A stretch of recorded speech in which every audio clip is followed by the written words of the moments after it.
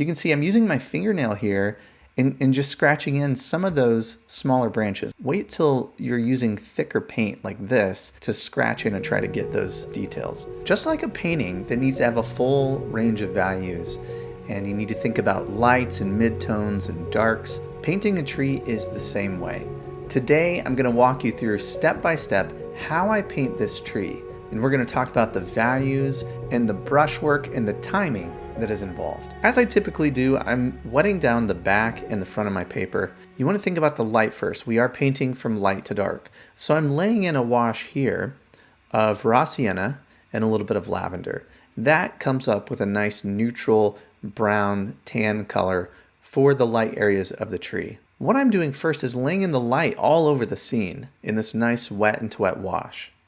And I know that I'm gonna come in a lot darker with the foliage of the tree. That will really define the light of the scene. So that's gonna come within our middle values. I'm gonna wait on a lot of that green and all the green that surrounds the tree. But in this first wash, I'm laying in the lightest tone of the tree as well as the tone of the sky. And it's okay if those soft colors blend on the paper, and that's exactly what I want them to do, and part of the reason why I'm wetting down the paper before I start. I really like to think about letting colors blend on the paper together, especially in this first wash of the scene. I'm adding a little bit more strength at the top of the sky, some cobalt blue, mostly leaving that loose and not a lot of information. A lot of the sky is going to be covered with the tree. One thing we need to remember when we are painting wet into wet is that the paper is going to dry, the colors are going to dry, the paint is going to dry as well. And what happens when things dry is they're going to fade a little bit. So things won't look quite as dark as they do when you apply them wet on the paper. So we have to keep that in mind. We have to compensate for that a little bit, and we need to add a little more strength when we are painting with so much water on the paper. So I've painted the sky, and now I'm going to look at the light value a little bit more around the sky, and I'm going to paint the color of the silo. And this is another benefit of painting wet into wet, is letting these warm and cool colors mix together on the paper, getting nice soft edges and transitions between the two of them. And I've gone back in with my smaller brush, and there are a series of adjustments, and there are some things you can tweak when you are painting wet into wet. I can lift off while things are still wet. See right here, I lifted off a little bit of that silo, and that seems so subtle now, and it is subtle. But when we come back in later and add a little bit of dark or middle value around that, that little bit of difference will come through. Also, you'll see up here, I've put some thicker paint on that smaller brush, and I've dropped it in while it's wet. That's how we get these nice marks here, these soft little bits of definition. And while this is all wet, I'm coming down here and I want to add the grass in. So that looks pretty dark compared to white paper, but I know that after everything dries, that value will tone down a little bit. I added some darker marks into this grass, these subtle differences in little changes in value and soft little transitions in color. Those go a long way in adding variety into your painting. So while things are damp, I like to take a look at the scene, and I like to think if there's anything that needs tweaked a little bit. Do I need to add in some more value? How are things looking even in this very early stage of the painting? Always asking ourselves that question. That there is all the light values of the painting, and look at the light values of the tree. A lot of it is just gone. We don't see a lot, but that's where the drawing comes into play. You can see here I have these faint little pencil marks that are my roadmap during the next part of the painting. So you don't want to draw too light. You want to be able to see your pencil marks after the first wash for things that you need a little bit of guidance on. But a lot of that wash is very nondescript. I mean, you can barely even tell. If you didn't know we were painting a tree, you wouldn't know what this was right here. But a very important thing has happened. We've laid in the lightest values of that tree, and we will go back in the next phase of the painting and paint the foliage and the green around that tree, leaving some of the light behind. So up next, the middle values. We are into the middle value phase of the painting, and one question I get is, some people ask me, do I re-wet the paper after the first wash? Well, I don't generally. I'm not going over the whole paper and dampening it And in this scene, I don't re-wet anything. But if there's an area of your middle values where you want a soft edge, it's okay to put some clean water on that area and just dampen that part of the paper up. But the paper here is pretty dry. I don't always wait for it to dry completely.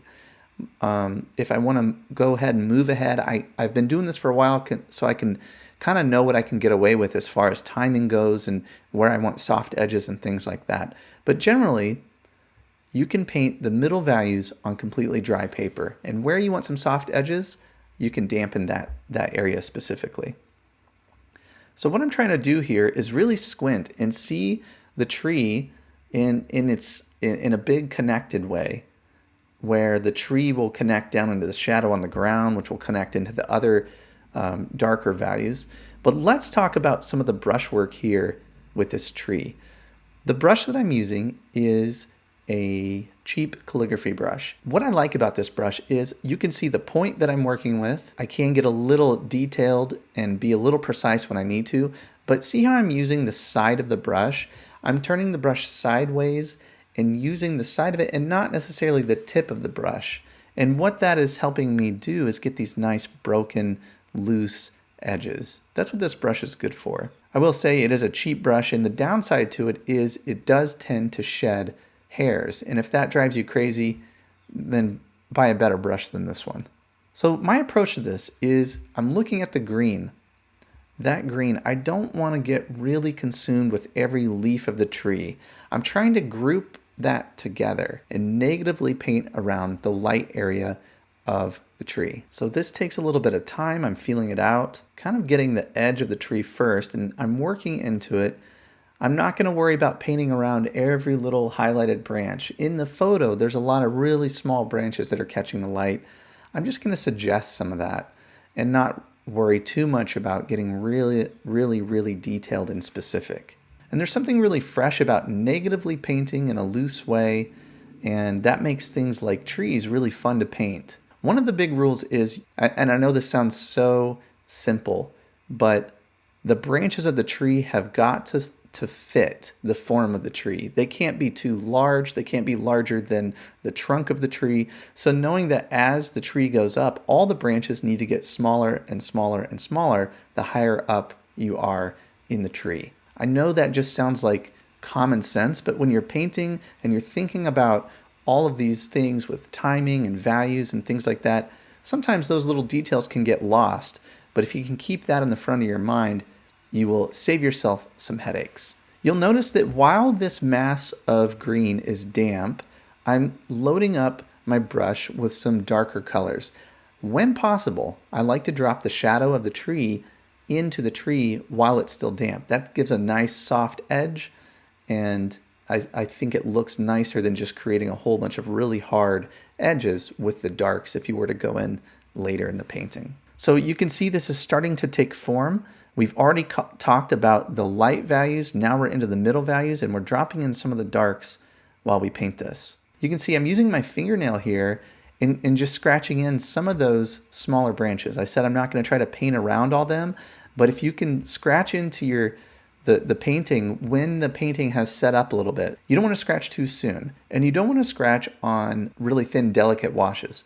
Wait till you're using thicker paint like this to scratch in and try to get those details. So it's a small connection, but there's a shadow under the silo here.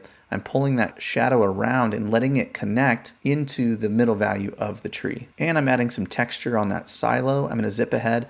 Okay, so what I needed to do here was I'm going in with a smaller brush. I'm taking away the starkness of some of the brights versus the middle value.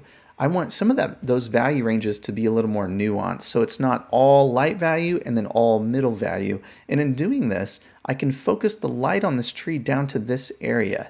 This is where the darkest part of shadow is going to be that's hitting directly on the ground.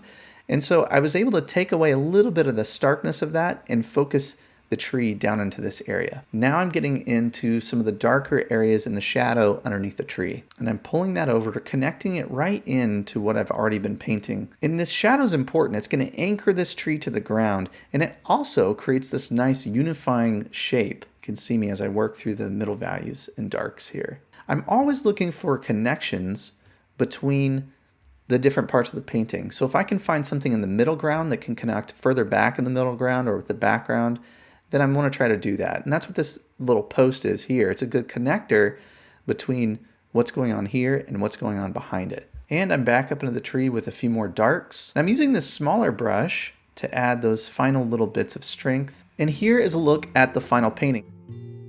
So the next time that you're painting a tree, take a serious look at it and think through the values of the tree. Think through how that tree fits into your scene. Also think about simplifying. How can you take this mass of leaves and really see them as one larger connected shape? Well, I wish you all the best, and I hope that these tips will help you when you take on your next painting.